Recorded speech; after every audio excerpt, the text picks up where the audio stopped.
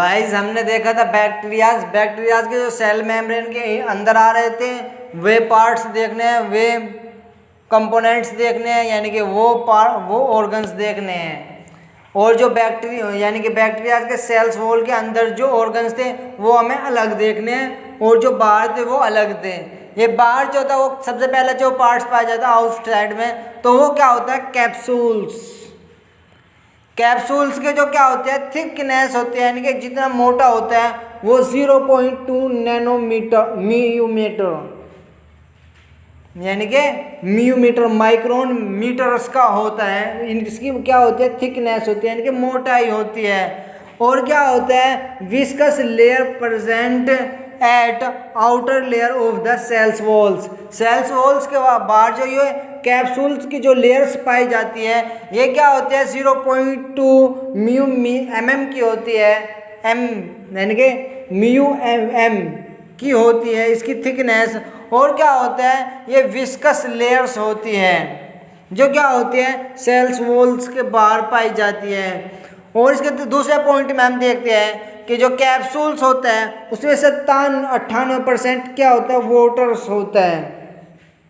और क्या होता है, 2% अदर कंपोनेंट्स होते हैं, जैसे कि 2% में क्या आ जाता है हमारा, पॉलीसैकेराइड्स और ग्लाइकोप्रोटीन्स एंड पॉलीपेप्टाइड्स। पॉली का मीन्स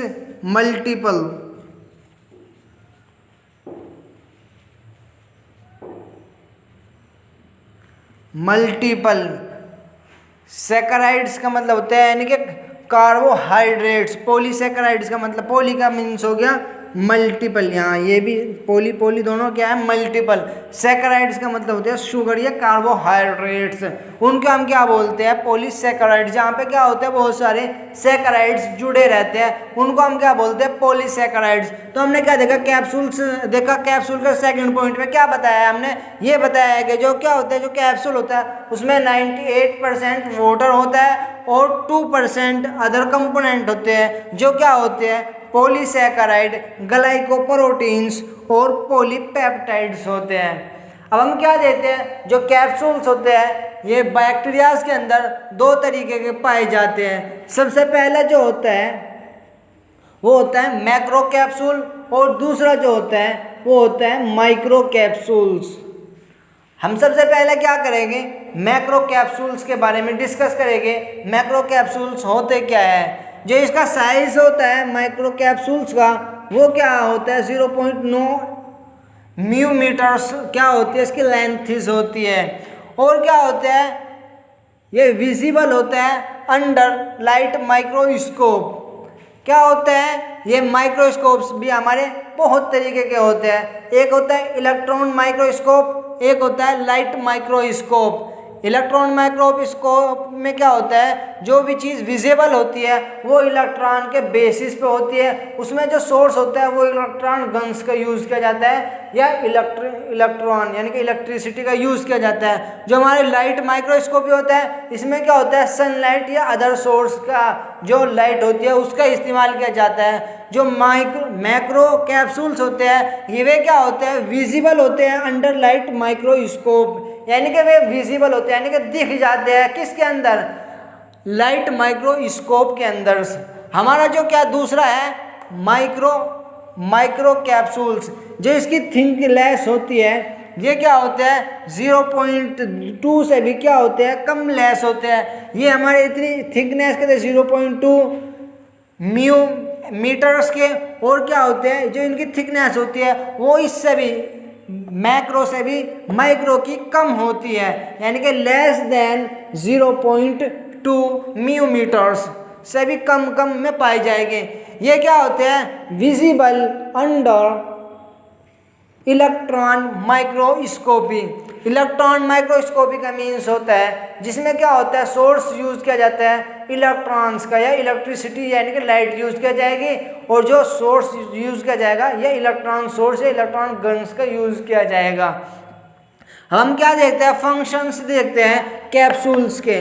कैप्सूल्स के फंक्शंस क्या होते हैं, सबसे पहला फंक्शंस होता है capsule resist phagocytosis by RBCs, ये क्या करता है, रजिस्ट करता है। रजिस्ट का मतलब करता है उसके बनाए रखना।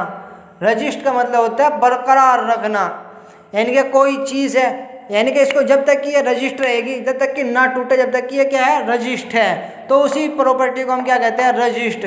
फैगोसाइटोसिस का मीन्स होता है खा जाना, किसी चीज़ का भक्षण कर जाना, उसे बोलते हैं phagocytosis by the WBC। WBC इसका मीन्स होता है वाइट ब्लड सेल्स। ये क्या होती है, ये ब्लड में पाई जाने वाली सेल्स होती है, वाइट ब्लड सेल्स, जिन्हें हम क्या बोलते हैं, WBCs। ये क्या होते हैं, जब हमारी बैक्टीरियाज क्या करते हैं, बैक्टीरियाज पे WBC का अटैक होता है, तो वह वहाँ पे क्या होते हैं, वो बैक्टीरियाज की डेथ होनी शुरू हो जाती है। तो उसको जो रजिस्ट करके रखता है, यानी कि उसको बैक्टीरियाज को बना कर रखते हैं, वो क्या होता है, हमारा कैप्सूल्स ही होता है। सेकंड पॉइंट में क्या बताया गया, फंक्शन ऑफ कैप्सूल्स में, it's help in the attached and prevent cell from during drying का मतलब होता है सूखेपन से।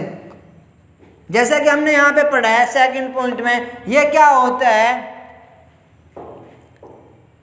विस्कस पदार्थ, विस्कस कैप्सूल, यानी कि विस्कस होता है, यानी कि पतला होता है, इसलिए क्या होता है, ये एक अटैचमेंट में हेल्प करता है, यानी कि एक बैक्टीरियाज दूसरे बैक्टीरियाज के थ्रू आपस में इजीली अटैच्ड हो जाते हैं, किसके थ्रू, कैप्सूल्स के थ्रू।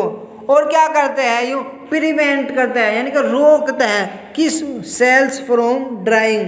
जो सेल होती है, सेल को ड्राइंग होने से, यानी कि सूखा होने से सेल को प्रिवेंट करता है, रक्षा करता है, वो हमारा कैप्सूल्स ही होता है। और अटैचमेंट में हेल्प करता है अदर बैक्टीरियाज यानी बहुत सारे बैक्टीरिया आपस में जो जुड़ते हैं, उसमें जो हमारी मदद करता है वो होता है हमारा कैप्सूल्स।